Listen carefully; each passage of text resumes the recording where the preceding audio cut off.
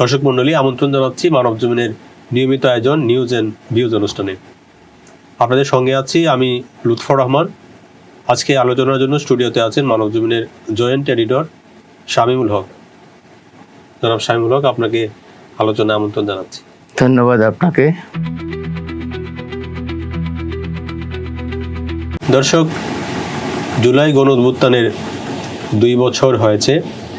গত 5ই আগস্ট এই অভ্যুত্থানের দ্বিতীয় বার্ষিকী পালন করা হয়েছে। বিএনপি নেতৃত্বাধীন সরকারও প্রায় 6 মাস অতিক্রম করেছে। সামনে তাদের 6 মাস, আগামী সপ্তাহে তাদের সরকারের 6 মাস পূর্ণ হবে। আমরা আজকে জুলাই অভ্যুত্থানের বার্ষিকী এবং সরকারের এই 6 মাসের যে কার্যক্রম তারা হাতে নিয়েছে এবং যেসব উদ্যোগ নিয়েছে, এই সময়ের প্রাপ্তি অপ্রাপ্তি এবং নানা বিষয় নিয়ে আলোচনা করব। আলোচনায় যাচ্ছি। জুলাই অভ্যুত্থান বলেন বা বিপ্লব বলেন, এটা বাংলাদেশের জন্য একটা অনিবার্য ছিল, যেটা আমাদের ছাত্র সমাজ, টোটালি গোটা বাংলাদেশ দেখিয়ে দিয়েছে। যে কারণে জুলাইটাকে 36 দিন 5 আগস্ট পর্যন্ত জুলাই বলা হয়।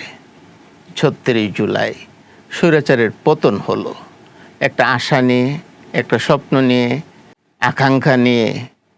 কিন্তু 2 বছর পর এসে নতুন একটা সরকার হলো, মাঝখানে অন্তর্বর্তী সরকার 1.5 বছর কাটালেন। এখন প্রশ্ন দেখা দিচ্ছে, আসলে জুলাইয়ের স্বপ্ন আমরা কতটুকু বাস্তবায়ন করতে পারছি কিংবা এগিয়ে যাচ্ছি। জুলাই যারা সম্মুখ সারিতে আন্দোলন করেছেন তাদেরকে আমরা জুলাই এই পর্যন্ত তাদেরকে আমরা বাহবা দিয়ে এসেছি এবং অবশ্যই তাদের বিশাল একটা কৃতিত্ব আছে। কিন্তু আমার একটা মাঝে মাঝে একটা দুঃখ হয় যে নতুন সরকারের 6 মাস যেতে না যেতেই তাদেরকেই, জুলাই যোদ্ধাদেরকেই ফের মাঠে হুঙ্কার দিতে শোনা যায়। জামাত, এনসিপি, বিশেষ করে সংসদের যে বিরোধী দল, তারা মাঠে নেমে গেছেন, সরকারকে ফেলে দিবেন, কিংবা জুলাই সনদ নিয়ে সংসদে যেমন বিতর্ক, বাইরে বিতর্ক, আবার সংসদে তাদের মধ্যে অনেক কিছুতে একমত হন, বাইরে গিয়ে আবার দ্বিমত। আমি আসলে জুলাই যোদ্ধাদের ভিউটা বুঝতে পারি না, আসলে তারা কি চান, কি চাচ্ছেন। একটা বিষয় শামীম ভাই, যে আপনি যেটা বলছেন যে জুলাই যোদ্ধা, তো আমরা যখন জুলাইতে দেখলাম আন্দোলন ছিল, যখন শেষ মুহূর্তের আন্দোলন, তখন কিন্তু কোনো দল বা কোনো পক্ষ এককভাবে সে জায়গায় ছিলেন না। বাংলাদেশের প্রায় সব রাজনৈতিক দল, আওয়ামী লীগ ছাড়া এবং তাদের মিত্র ছাড়া, সবাই কিন্তু জুলাই আন্দোলনে অংশ নিয়েছে অবশ্যই। এবং বৈষম্য বিরোধী ছাত্র আন্দোলন যাদের মাধ্যমে শুরু হয়েছিল, তারা শুরু করেছিলেন, আন্দোলনের শেষ মুহূর্ত তারা নেতৃত্ব দিয়েছেন, কিন্তু গোটা আন্দোলনটা কিন্তু গণমানুষের ছিল এবং সব শ্রেণী পেশার মানুষ। আমরা যখন 5 তারিখ আন্দোলনের বিজয়ের দিন বিজয় উদযাপন দেখলাম, বাংলাদেশের নজিরবিহীন দৃশ্য ছিল। লাখ লাখ মানুষ কিন্তু রাস্তায় ছিল। এদের অনেকেই কিন্তু আন্দোলনও ছিলেন না, কিন্তু তারা বিজয় উদযাপন করেছেন। তার মানে আন্দোলনটা ছিল দেশের আপামর মানুষের এক ধরনের বড় বিস্তৃতি ছিল, অনেক মানুষের অংশগ্রহণ ছিল, দলমতের বাইরেও। তো সেই জায়গায় আপনি এখন যারা জুলাই যোদ্ধা বা যারা তখন নেতৃত্বে ছিলেন, তারা এখন বিরোধী দলের অংশ, তো তারা যেসব দাবি নিয়ে মাঠে আছেন বা যেসব বক্তব্য দিচ্ছেন, সেখানে কিন্তু যৌক্তিকতাও আছে কিছু কিছু ক্ষেত্রে। জুলাই সনদ বা সংস্কারের বিষয়ে তারা কথা বলছেন, তো সেই ক্ষেত্রে মানুষের সমর্থনও থাকতে পারে। তো সেই জায়গায় সেটা যেহেতু সংসদে আলোচনার জায়গা আছে, সরকার গঠনের 6 মাস পরেই মাঠের আন্দোলন করতে হবে, এই জায়গায় যৌক্তিকতাটা আসলে কি, কেন? আমার প্রশ্নটা ঠিক সেখানেই। বিশেষ করে প্রধানমন্ত্রীর আচরণ যদি আপনি দেখবেন যে তিনি ধীরে ধীরে এগুচ্ছেন এবং প্রতিটা পদক্ষেপে তার চিন্তার একটা ফসল আমরা দেখতে পাই। এটা বাংলাদেশের ক্ষেত্রে বলেন, বিশ্ব রাজনীতির ক্ষেত্রে বলেন, সব ক্ষেত্রে কিন্তু প্রধানমন্ত্রীর একটা দক্ষ একটা এই, চিন্তা শক্তি আমরা দেখতে পাই। প্রধানমন্ত্রী সংসদে দাঁড়িয়ে বলেছেন জুলাই সনদের পক্ষে তার অবস্থানের কথা। এখন একটা কমিটি সংবিধান সংশোধন এবং সংবিধান সংস্কার, এই দুইটা সংশোধন এবং সংস্কার, এই দুইটা শব্দ নিয়ে কিন্তু তাদের মধ্যে দূরত্বটা সৃষ্টি হলো। এর মধ্যে জেনে থাকবেন যে সংসদে একটা আইন পাশ হয়েছে গুম নিয়ে, যেটা জুলাই সনদে ছিল। তো এটা কিন্তু সরকার পৃথকভাবে পাশ করেছেন। অর্থাৎ জুলাই যোদ্ধাদের দাবি যা ছিল তার চেয়ে যে আইনে যেটা বলা হয়েছে তার চেয়ে অনেক বেশি কঠোর এই আইনটা। তাহলে সরকার কিন্তু দেখিয়ে দিচ্ছেন যে জুলাই সনদের এই পক্ষে আমরা আছি, এবং বারবার বলাও হচ্ছে। স্বরাষ্ট্রমন্ত্রী একাধিকবার বলেছেন, প্রধানমন্ত্রী বলার পরে তার কারো বলার অপেক্ষা রাখে না। তারপরে স্বরাষ্ট্রমন্ত্রী, আইনমন্ত্রী প্রত্যেকে বলছেন যে জুলাই সনদের প্রতিটা শব্দ, প্রতিটা অক্ষর বাস্তবায়ন করা হবে। কিন্তু তারা সংসদের বাইরে এসে যে হুঙ্কার, সরকারকে ফেলে দেব, আমাদের কথা মানতে হবে, যে কর্মসূচি, আচ্ছা সচিবালয়ে ঘেরাও কর্মসূচি কি 6 মাসের মধ্যে দেওয়া এটা ফরজ ছিল? না, অনেকে তো বলছেন যে এটা তারা মানে তাদের শক্তিমত্তা প্রদর্শনের একটা প্রদর্শনী ছিল। পাশাপাশি সরকারকে অনেকে বলছেন যে আপনাদের শক্তিমত্তা তো আমরা দেখলাম সংসদে, আপনাদের 90টা আসন। এবং সরকারকে চাপে রাখার একটা কৌশল, এটাও বলা হচ্ছে যে তাদেরকে না, এটা চাপে রাখার কোনো কৌশল হতে পারে না। সরকার তো নিজেই কাজ করছেন। আরেকটা বিষয় হলো প্রধানমন্ত্রী, মাননীয় প্রধানমন্ত্রী উনি কিন্তু মানে একটা ইতিবাচক ধারা তৈরি করেছেন ওনার কাজে কর্মে ওনার, এবং উনি মোটামুটি অনেকটা প্রস্তুতি নিয়ে কিন্তু উনি কাজ করছেন। তো সেই জায়গায় কিছু ব্যতিক্রমও কিন্তু দেখা যাচ্ছে আপনার দলের বাইরে। সরকারেও কিছু কিছু জায়গায় দেখা যাচ্ছে যে এক ধরনের বিশৃঙ্খল পরিস্থিতি কিন্তু এখনো রয়ে গেছে, এবং মানে আগে যা ঘটতো এরকম কিছু ঘটনা কিন্তু এখন ঘটছে বিভিন্ন জায়গায়। তো শুধু ঘটছে না, আরো ঘটবে। তার কারণ হলো স্বৈরাচারের দূষর যারা, তারা তো বাংলাদেশে রয়ে গেছে। এটা প্রশাসন বলেন, পুলিশ প্রশাসন বলেন, সাধারণ মানুষ বলেন, সব জায়গাতেই আছে। এবং একাধিকবার দেখবেন সরকারি দলের থেকে বলা হচ্ছে যে দেশে ষড়যন্ত্র চলছে, কিংবা অস্থিতিশীল পরিস্থিতি সৃষ্টি করার একটা চেষ্টা চলছে। কেন বলা হচ্ছে? মূল কথা হইল ওই গ্রুপটা আপনার সব সময় চায় যে সরকার কিংবা বাংলাদেশ যেন কোনো প্রকারেই স্থিতিশীল না হয়। তার মানে কি এটা চলতে থাকবে যে এরকম মানে ষড়যন্ত্র? এটা হবে, এটা সরকারকে ট্যাকেল দিতে হবে এবং সরকারকে সহযোগিতা করতে হবে বিরোধী দলকে। কিন্তু সেই জায়গায় সরকার কি মানে তার লক্ষ্য পূরণ করতে পারছে কিনা, বা সেই কাজটা করতে পারছে কিনা? অবশ্যই সরকার তাদের প্রতিশ্রুতি যেটা দিল, নির্বাচনী প্রতিশ্রুতি, নির্বাচনের পর সরকার গঠনের 19 দিনের মাথায় ফ্যামিলি কার্ডের উদ্বোধন করে সেটা দেখিয়ে দিয়েছেন। তারপর কৃষকদের এই যে 10,000 টাকা মওকুফ, ঋণ মওকুফ, যেটা ব্যাংক ঋণ, এটা 91-এ বেগম খালেদা জিয়া সরকারের সময় একবার হয়েছিল, তখন সম্ভবত 5,000 টাকা, আর এই 26 সালে হলো, অর্থাৎ বর্তমান সরকারের আমলে হলো। তো এটা বিশাল একটা উপকার না জনগণের? অর্থাৎ ক্ষুদ্র কৃষকদের 10,000 টাকা কারা ঋণ নেয়? যারা ক্ষুদ্র, যারা একদম চলতে পারে না, তাদের। এই বিশাল একটা জনগোষ্ঠীকে এই ঋণের বোঝা থেকে সরকার মুক্ত করলেন।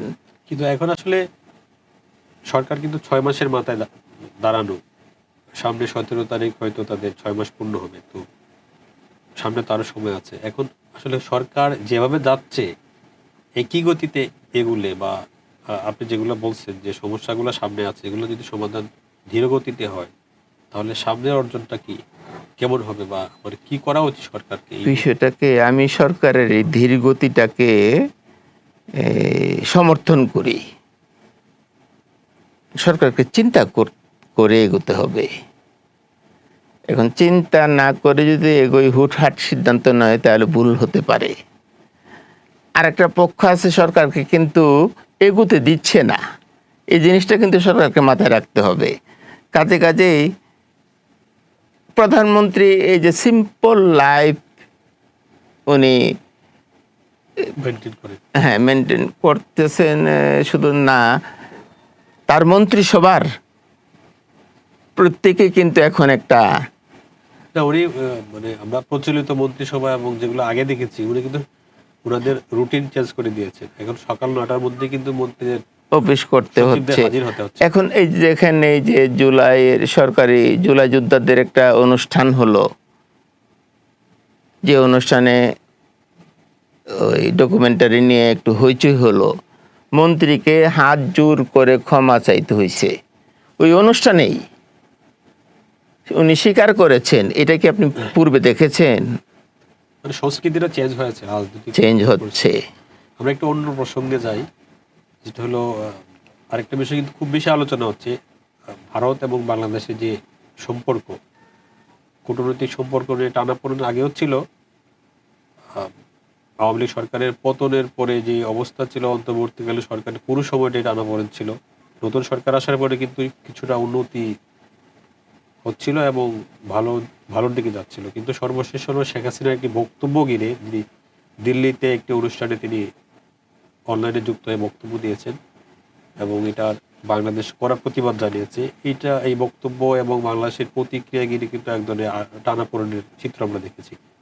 সর্বশেষ হলো ভারতের হাই কমিশনার যিনি বাংলাদেশে আছেন, উনি মাননীয় প্রধানমন্ত্রীর সঙ্গে সাক্ষাৎ করেছেন এবং উনি সেখানে বলেছেন যে দুই প্রধানমন্ত্রীর মধ্যে আলোচনা হলে অনেক কিছু সমাধান হতে পারে এবং সম্পর্ক আসলে বাংলাদেশ এবং ভারতীয় জনগণ সম্পর্কটা ভালো দেখতে চায়। তো সেই জায়গায় উনি একটা ইতিবাচক বার্তা দিয়েছেন যে আলোচনার মাধ্যমে সমাধান হতে পারে। সার্বিক অবস্থাটা আসলে আপনি কি দেখছেন? আসলে ভারত এবং বাংলাদেশ সম্পর্ক ইতিবাচক হওয়া অত্যন্ত জরুরি, যেহেতু ভারত আমাদের একটা নিকটতম প্রতিবেশী রাষ্ট্র। কিন্তু বাংলাদেশের এখানে একটা ক্ষুব্ধ হওয়ার কারণ আছে।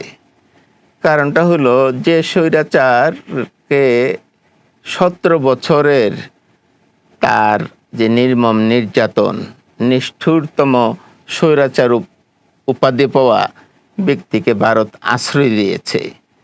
শুধু আশ্রয় না, যেখানে এই যে সাম্প্রতিক সময়ে ওনাকে কথা বলার সুযোগ দেওয়া হয়েছে মৃত্যুদণ্ডপ্রাপ্ত এক আসামিকে, তো এর আগে বাংলাদেশ ভারতের কাছে এই বিষয়ে একটা আপত্তি তুলেছিল, সেটাকে অগ্রাহ্য করেছে। এতে বাংলাদেশের ক্ষুব্ধ হওয়ার কারণ তো অবশ্যই আছে।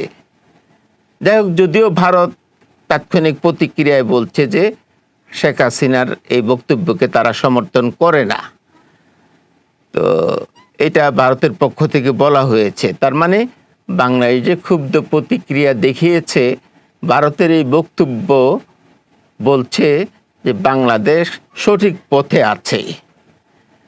তা আমার কথা হলো, আজকে যে প্রধানমন্ত্রীর সাথে ভারতের রাষ্ট্রদূত দেখা করলেন, উনি একটা সুন্দর একটা কথা বলেছেন, দুই প্রধানমন্ত্রীর মধ্যে আলোচনা। কিন্তু আলোচনার পরিবেশটা তৈরি করবে কে? এখানকে ভারতকে এগিয়ে আসতে হবে, যে এখানে ভারত বাংলাদেশকে অস্থিতিশীল পরিস্থিতি সৃষ্টি করার আপনার একটা সৃষ্টি করার একটা উপাদানকে সমর্থন দিচ্ছে। এটা বাংলাদেশ মনে করছে, বাংলাদেশের জনগণ মনে করছে। তো সেইখানে ভারতকে এগিয়ে আসতে হবে। আরেকটা বিষয় হলো আজকের যে বৈঠক ছিল প্রধানমন্ত্রীর সঙ্গে সাক্ষাৎ ছিল ভারতীয় হাই কমিশনারের, ওখানে কিন্তু আমরা যারা জানতে পেরেছি যে বাংলাদেশের তরফে আহ, শেখ হাসিনার যে প্রত্যাবর্তন, বাংলাদেশে যে ফিরিয়ে আনা, সেই দাবিটা তো আগে থেকে ছিল। এই দাবি এবং ওসমান হাদি হত্যাকারী যারা, তারাও কিন্তু ভারতে পালিয়ে আছে, তাদেরকে ফিরিয়ে দেওয়ার জন্য কিন্তু বাংলাদেশের তরফে এক ধরনের অনুরোধ করা হয়েছে রাষ্ট্রদূত হাইকমিশনের মাধ্যমে। হাইকমিশনার কিন্তু আজকে স্বরাষ্ট্রমন্ত্রীর সঙ্গে সাক্ষাৎ করেছেন, মানে দুই বৈঠকের মাঝে কিন্তু এই বিষয়টা এসেছে। এবং এটা কিন্তু আমাদের বাংলাদেশের তরফে আনুষ্ঠানিকভাবে ভারত সরকারকে বারবার বলা হয়েছে এবং চিঠি দেওয়া হয়েছে একাধিকবার। তো আজকের বৈঠকের পরে এই বিষয়গুলো ইতিবাচক কিছু আমরা কি দেখতে পাবো? শেখ হাসিনার ক্ষেত্রে আমার কেন জানি মনে হয় যে এইটা অগ্রগতি কতটুকু হবে আমি সন্দেহ পোষণ করি। কারণ ভারত সরকারের সঙ্গে শেখ হাসিনার সরকারের একটা গভীর সম্পর্ক ছিল, যে কারণে 17 বছর বা 16 বছর বলেন, শেখ হাসিনা ওপেন সংবাদ সম্মেলনে প্রধানমন্ত্রী থাকাকালীন বলেছেন যে ভারতকে যা দিয়েছি তা মানে প্রয়োজনের চেয়ে বেশি দিয়েছি। না, কিন্তু বলা হচ্ছে তো দুই দেশের জনগণের যে সম্পর্ক চাওয়া, ভারত তো সেটা এতদিন চায়নি। সেটা যদি বলা হয় তাহলে আপনার জনগণের চাওয়াকে তো মূল্য দিতে বা গুরুত্ব দিতে হবে। কারণ কিন্তু ভারত এখন ভাবছে হাসিনাকে বাইরে রেখে ভারত যদি ভাবে বাংলাদেশের জনগণের কথা, তাহলেই এটার সমাধান হওয়া সম্ভব। আমরা আবার একটু রাজনীতির বিষয়ে আসি। সামনে আমরা দেশের 23তম প্রেসিডেন্ট পেতে যাচ্ছে, নতুন প্রেসিডেন্ট। সেটা তো একদিনের মধ্যেই আমরা কে হচ্ছেন সেটা জানতে পারবো আনুষ্ঠানিকভাবে। মোটামুটি ধারণা করা যাচ্ছে যে কে হচ্ছেন, সেটা কিন্তু গণমাধ্যমে আসছে। তো এই বিষয়ে আপনার অবজারভেশন কি? আমি মনে করি যে বিএনপি সরকার আছে, সব সময় সরকারি দল থেকে যারা ত্যাগী নেতা আছে তাদের মধ্য থেকে একজনকে প্রেসিডেন্ট বানানো উচিত, যিনি সরকারের সঙ্গে তাল মিলিয়ে চলতে পারেন। কিন্তু বাংলাদেশে এই নজির আছে, যেমন আপনার সাবেক প্রেসিডেন্ট প্রফেসর ইয়াজউদ্দিন আহমেদের সময়ে 1-11 হলো, তারপর হাসিনা সময়ে এই যে শাহাবুদ্দিন সাহেব প্রেসিডেন্ট বানানো হইল, তিনি কিন্তু আওয়ামী লীগের হইল, ছাত্রলীগের থেকে শুরু হইল, উনি কিন্তু সেইভাবে আওয়ামী লীগের রাজনীতির সাথে সরাসরি মাঠের রাজনীতির সাথে জড়িত ছিলেন না। তাকে প্রেসিডেন্ট বানানোর পর শেখ হাসিনাকেও বিতাড়িত হইতে হইল। এই দুইটা উদাহরণ আমার কাছে মনে হয় যে দলের বাইরে থেকে কাউকে ক্ষমতায় বা প্রেসিডেন্ট বানালে এইটার ফল ভালো হয় না। এই জিনিসটা যেন সরকার সবসময় মনে রাখে। বিএনপি দুই দলেরও অভিজ্ঞতা আছে এই ক্ষেত্রে।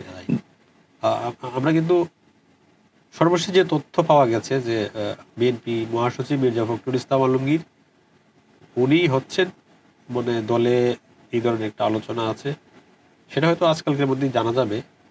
তো মির্জা ফখরুল ইসলাম আলমগীর তো দীর্ঘদিন ধরে পরীক্ষিত দলে, এবং বিগত 17 বছর ফেসিবাদ বিরোধী যে আন্দোলন ছিল সেখানে তিনি সামনের সারিতে ছিলেন। এবং দলের চেয়ারপারসন, ভারপ্রাপ্ত চেয়ারম্যান, তারা যখন অনুপস্থিত ছিলেন, মানে দেশে ছিলেন না, তখনও কিন্তু তিনি দলের নেতৃত্বে ছিলেন এবং দলকে ধরে রেখে সামনে এগিয়ে নিয়ে গেছেন। তো ওনার মতো একজন ত্যাগী বা পরীক্ষিত মানুষ যদি বঙ্গভবনে বসেন জাতি বা রাষ্ট্রের অভিভাবক হিসেবে, সেটাকে আপনি কিভাবে মূল্যায়ন করেন? অবশ্যই যদি তিনি প্রেসিডেন্ট হন কিংবা সরকার যদি সংসদ সদস্যরা যদি মনে করেন যে ওনাকে প্রেসিডেন্ট বানাবেন, এতে আমি অন্তত পক্ষে এই আশাটা করতে পারি যে দেশ সরকার সঠিক পথে এগোবে। এবং আজকের এই অনুষ্ঠান থেকে আমরা যদি তিনি হন তাকে আগাম শুভেচ্ছা জানাচ্ছি। তবে একটা বিশেষ কথা হইল, সরকারকে সব সময় মনে রাখতে হবে দলের এমন একজন নেতাকে প্রেসিডেন্ট বানানো উচিত যিনি সরকারের সঙ্গে সমান তালে হাঁটতে পারবেন। সবশেষে আরেকটা কথা বলি, জুলাই যোদ্ধাদের উদ্দেশ্য করে, যে আপনারা মনে রাখবেন জুলাই কিন্তু বারবার আসে না। আপনাদের আন্দোলনের যে ফসল আমরা পেয়েছি, এই দেশ পেয়েছে, এটাকে রক্ষা করার দায়িত্ব আপনাদের। কাজে কাজে আপনারা সেই চিন্তা করে সামনে হাঁটুন, দেখবেন দেশ তার সঠিক পথে পরিচালিত হবে। দর্শক, আজ এই পর্যন্তই, দেখা হবে আগামী পর্বে।